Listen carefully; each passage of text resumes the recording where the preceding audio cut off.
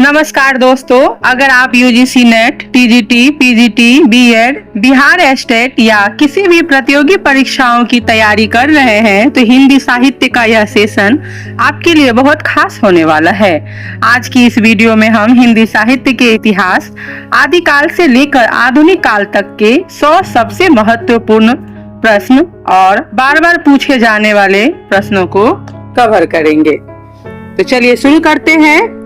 आपकी स्क्रीन पे सबसे पहला प्रश्न है, हिंदी साहित्य के इतिहास लेखन का प्रथम प्रयास किसने किया था? तो हिंदी साहित्य के इतिहास लेखन का प्रथम प्रयास गारसा दत्तासी ने किया था।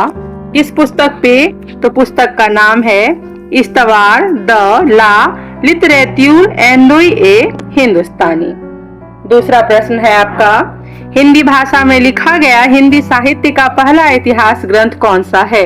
तो हिंदी भाषा में लिखा गया हिंदी साहित्य का पहला इतिहास ग्रंथ शिव सिंह सेंगर कृत शिव सिंह सरोज है और प्रकाशन काल है इसका 1883 ईस्वी।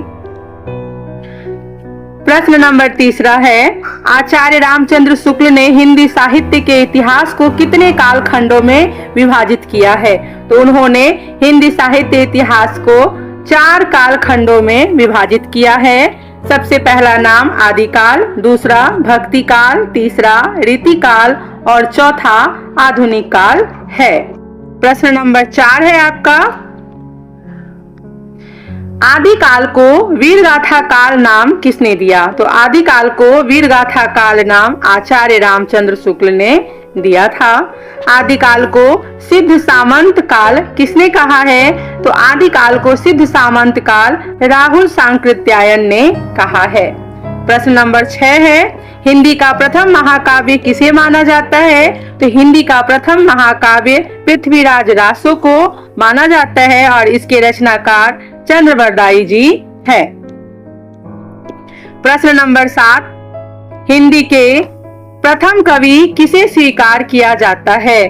तो हिंदी के प्रथम कवि सरहपा को स्वीकार किया जाता है और इन्हें सरहपाठ के नाम से भी जाना जाता है, जो कि 769 ईस्वी के आसपास के है। प्रश्न नंबर 8 है, बीसल देव रासो के रचयिता कौन है? तो बीसल देव रासो के रचयिता नरपति नाल जी है। परमाल रासो, प्रश्न नंबर 9, परमाल रासो आल्हा खंड किसकी रचना है? तो परमाल रासो आल्हा खंड जगनीक जी की रचना है। प्रश्न नंबर 10 है, मैथिली भाषा में विद्यापति पदावली की रचना किसने की? तो आप सभी को पता है कि मैथिली भाषा में विद्यापति पदावली की रचना करने वाले विद्यापति जी हैं, जिन्हें मैथिल कोकिल के नाम से भी जाना जाता है। प्रश्न नंबर 11 है, अमीर खुसरो किस बोली या भाषा के प्रथम कवि माने जाते हैं? तो अमीर खुसरो खड़ी बोली भाषा के प्रथम कवि माने जाते हैं। प्रश्न नंबर 12 है, ढोला मारूरा दुहा किस क्षेत्र की प्रसिद्ध लोक कृति है? तो यह राजस्थान की लोक कृति है। प्रश्न नंबर 13, शब्दानुशासन नामक प्रसिद्ध व्याकरण ग्रंथ के रचयिता कौन है? तो शब्दानुशासन नामक प्रसिद्ध व्याकरण ग्रंथ के रचयिता हेमचंद्र जी हैं। प्रश्न नंबर 14, नाथ संप्रदाय के प्रवर्तक किसे माना जाता है? तो नाथ संप्रदाय के प्रवर्तक गोरखनाथ जी को माना जाता है। प्रश्न नंबर 15, जैन साहित्य में पाहुर दोहा के रचनाकार कौन है? तो जैन साहित्य में पाहुर दोहा के रचनाकार राम सिंह जी है। चर्यापद के रचनाकार कौन है? तो चर्यापद के रचनाकार शबरपा जी हैं। आइए आगे बढ़ते हैं। प्रश्न नंबर 17, आदिकाल को संधि काल या चारण काल किसने कहा है? तो आदिकाल को संधि काल या चारण काल डॉक्टर राम कुमार वर्मा ने कहा है। प्रश्न नंबर 18, मिश्र बंधु विनोद कितने भागों में प्रकाशित हुआ था? तो यह 4 भागों में प्रकाशित हुआ था। प्रश्न नंबर 19, आदिकाल की प्रमुख साहित्यिक शैली या भाषा कौन सी थी? तो आदिकाल की प्रमुख साहित्यिक शैली डिंगल और पिंगल थी। प्रश्न नंबर 20, अपभ्रंश के प्रथम महाकवि किसे माना जाता है? तो अपभ्रंश के प्रथम महाकवि स्वयंभू को माना जाता है, जिनका रचना है पौम चरेऊ। चलिए, आदिकाल के 20 प्रश्नों को हमने देखा है। अब हम भक्ति काल के 20 प्रश्नों को देखेंगे। पहला प्रश्न है, हिंदी साहित्य के किस काल को स्वर्ण युग कहा जाता है? तो हिंदी साहित्य के भक्ति काल को स्वर्ण युग कहा जाता है और इसको स्वर्ण युग कहने वाले सर्वप्रथम जो है वह है जॉर्ज ग्रियर्सन। प्रश्न नंबर 22, भक्ति द्राविड़ उपजायो लाए रामानंद, यह पंक्ति किसकी है? तो यह पंक्ति कबीरदास जी की है। प्रश्न नंबर 23, निर्गुण ज्ञानाश्रय शाखा के प्रतिनिधि कवि कौन है? तो निर्गुण ज्ञानाश्रयी शाखा के प्रतिनिधि कवि कबीरदास जी हैं। प्रश्न नंबर 24, कबीर की वारी का संग्रह बीजक किसने संकलित किया था? तो उनके शिष्य धर्मदास ने संकलित किया था, जिसके 3 भाग हैं। पहला साखी, दूसरा सबद, तीसरा रमैनी। प्रश्न नंबर 25 है कि कबीर की भाषा को सधुकरी भाषा किसने कहा है? तो कबीर की भाषा को सधुकरी भाषा आचार्य रामचंद्र शुक्ल ने कहा है। प्रश्न नंबर 26 है, कबीर को वाणी का डिक्टेटर किसने कहा था? तो कबीर को वाणी का डिक्टेटर हजारी प्रसाद द्विवेदी जी ने कहा था। प्रश्न नंबर 27 है, सूफी काव्य धारा प्रेमाश्रय शाखा का सर्वश्रेष्ठ महाकाव्य कौन सा है? तो वह पद्यावत है और इसके रचयिता मलिक मोहम्मद जायसी जी हैं। प्रश्न संख्या 28, पद्यावत किस भाषा में लिखा गया है? तो पद्यावत अवधी भाषा में लिखा गया है। मृगावती के रचनाकार कौन है? तो मृगावती के रचनाकार कुतुबन जी हैं। मधुमालती किसकी रचना है? तो यह मंझन जी की रचना है।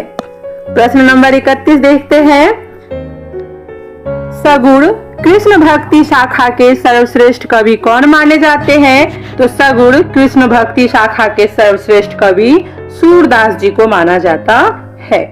सूरसागर, सूरसारावली और साहित्य लहरी किसकी रचनाएं हैं? तो यह सूरदास जी की रचनाएं हैं। प्रश्न नंबर 33, अष्टछाप की स्थापना किसने और कब की थी? तो अष्टछाप की स्थापना गोस्वामी विठल नाथ जी ने की थी। कब की थी? तो इन्होंने 1565 ईस्वी में अष्टछाप की स्थापना की थी। प्रश्न नंबर 34, अष्टछाप का जहाज किस कवि को कहा जाता है? तो अष्टछाप का जहाज सूरदास जी को कहा जाता है। प्रश्न नंबर 35, रामचरितमानस के रचयिता कौन है और यह किस भाषा में है? तो यह गोस्वामी तुलसीदास जी की रचयिता है और यह अवधी भाषा में लिखा गया है। प्रश्न नंबर 36 है, रामचरितमानस में कुल कितने कांड हैं? तो रामचरितमानस में कुल 7 कांड है और वह 7 कांड इस प्रकार है। पहला बाल कांड, दूसरा अयोध्या कांड, तीसरा अरण्य कांड, चौथा किष्किंधा कांड, सुंदर कांड, लंका कांड और उत्तर कांड। विनय पत्रिका और कवितावली की भाषा कौन सी है? तो विनय पत्रिका और कवितावली की भाषा ब्रज भाषा है और इसके रचनाकार तुलसीदास जी है। प्रश्न संख्या 38 है, सतसंगति मुद मंगल मूला किस कवि की पंक्ति है? तो यह तुलसीदास जी की पंक्ति है। प्रश्न नंबर 39 है, कृष्ण भक्ति शाखा की प्रमुख कवयित्री मीराबाई की भक्ति किस भाव की थी? तो उनकी भाव माधुर्य भाव, दाम्पत्य भाव की थी। प्रश्न नंबर 40, पुष्टि मार्ग का दार्शनिक आधार किस आचार्य ने दिया है? तो पुष्टि मार्ग का दार्शनिक आधार वल्लभाचार्य ने दिया है। भक्ति काल के 20 क्वेश्चन हमने पढ़ लिए हैं। अब आगे रीति काल के 20 महत्वपूर्ण प्रश्नों को देखेंगे। अगर आप लोगों को वीडियो अच्छी लगी हो तो वीडियो को लाइक एंड सब्सक्राइब करना ना भूलें। प्रश्न नंबर 41 है, रीति काल को श्रृंगार काल नाम किसने दिया है? तो रीति काल को विश्वनाथ प्रसाद मिश्र ने श्रृंगार काल का नाम दिया है। प्रश्न संख्या 42 है, रीति काल के कवियों को मुख्यतः किन 3 श्रेणियों में बांटा जाता है? तो रीति काल के कवियों को मुख्य रीतिबद्ध, रीतिसिद्ध और रीति मुक्त श्रेणियों में बांटा जाता है। प्रश्न नंबर 43 है, कठिन काव्य का प्रेत किस कवि को कहा जाता है? तो कठिन काव्य का प्रेत केशव दास जी को कहा जाता है। प्रश्न नंबर 44 देखते हैं कि रामचंद्रिका और रसिक प्रिया के रचनाकार कौन है? तो रामचंद्रिका और रसिक प्रिया के रचनाकार केशव दास जी हैं। रीति सिद्ध काव्य धारा के सबसे प्रसिद्ध कवि कौन है? तो रीति सिद्ध काव्य धारा के सबसे प्रसिद्ध कवि बिहारी लाल जी हैं।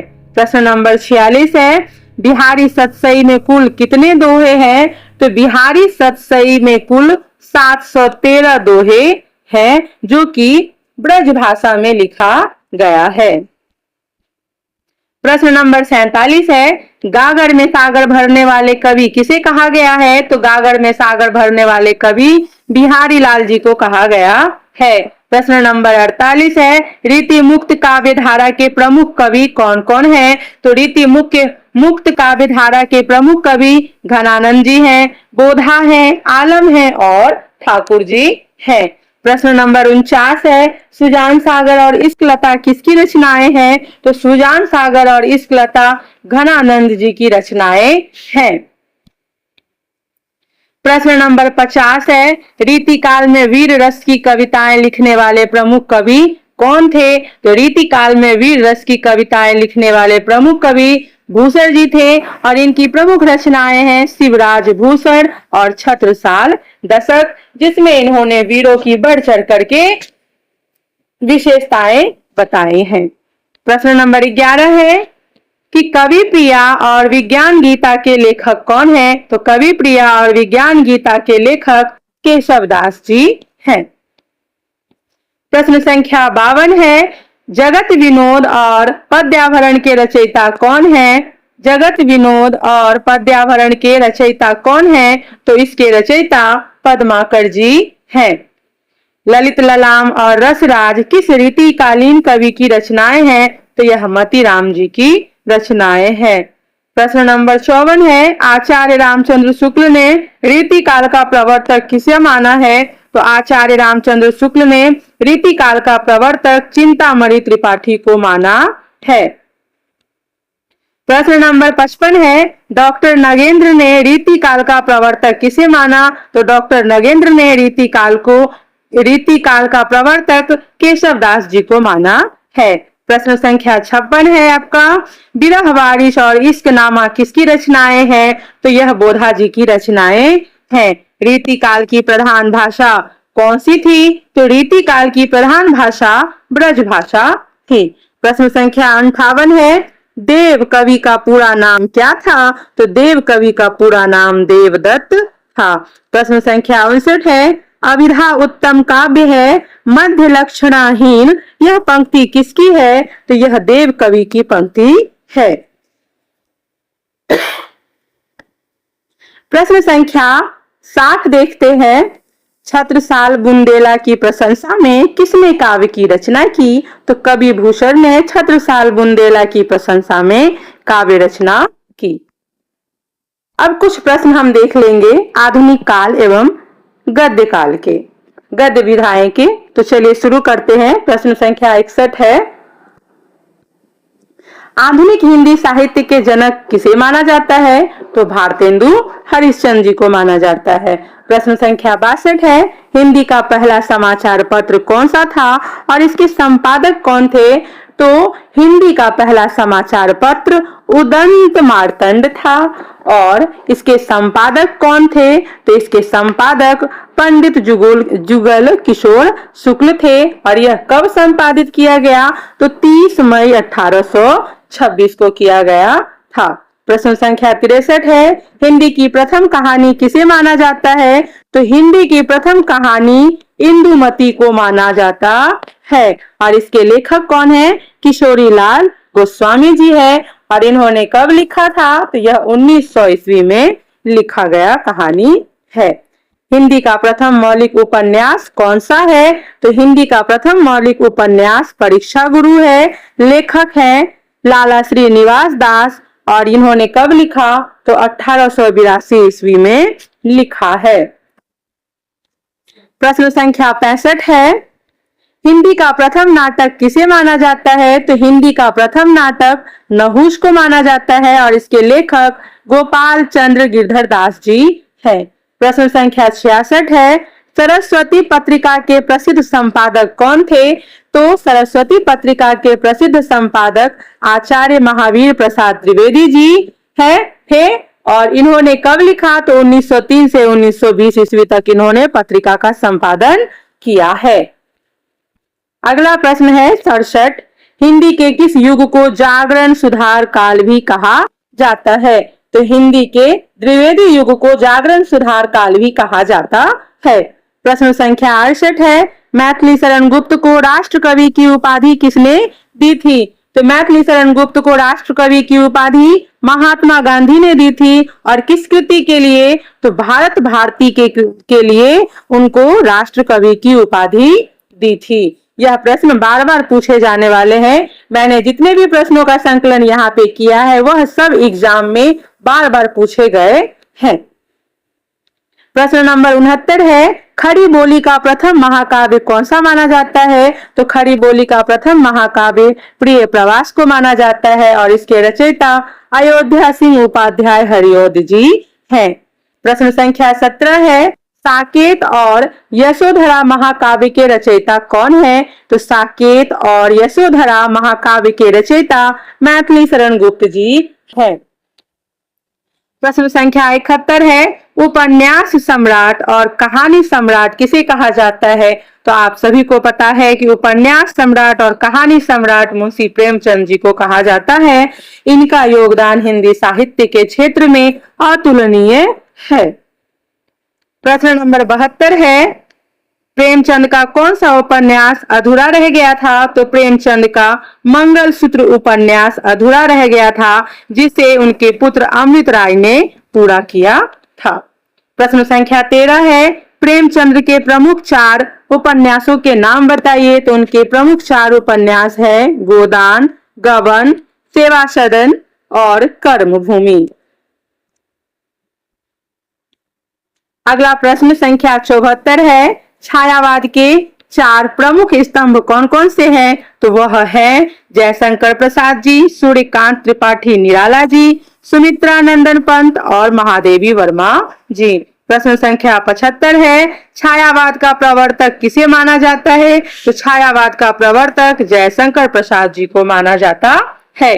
प्रश्न संख्या 76 है, कामायनी महाकाव्य के रचयिता कौन है और इसमें कितने सर्ग हैं? तो कामायनी महाकाव्य के रचयिता जयशंकर प्रसाद जी हैं और इसमें कुल 15 सर्ग है। प्रश्न संख्या 77 है, सरोज स्मृति और राम की शक्ति पूजा किसकी प्रसिद्ध कविताएं हैं? तो वह सूर्यकांत त्रिपाठी निराला जी की प्रमुख कविताएं हैं। प्रश्न संख्या 78 है, प्रकृति के सुकुमार कवि किसे कहा जाता है? तो प्रकृति के सुकुमार कवि सुमित्रा नंदन पंत जी को कहा जाता है। प्रश्न संख्या 79 है, आधुनिक युग की मीरा किसे कहा जाता है? तो आधुनिक युग की मीरा महादेवी वर्मा जी को कहा जाता है। प्रश्न संख्या 80 है, यामा काव्य संग्रह की रचयिता कौन है? तो यामा काव्य संग्रह की रचयिता महादेवी वर्मा जी हैं। आइए कुछ काव्य धाराएं और पुरस्कार के बारे में जान लेते हैं। प्रश्न संख्या 81 है, प्रगतिवाद की शुरुआत किस वर्ष से मानी जाती है? तो प्रगतिवाद की शुरुआत 1936 ईस्वी से मानी जाती है, प्रगतिशील लेखक संघ की स्थापना के साथ।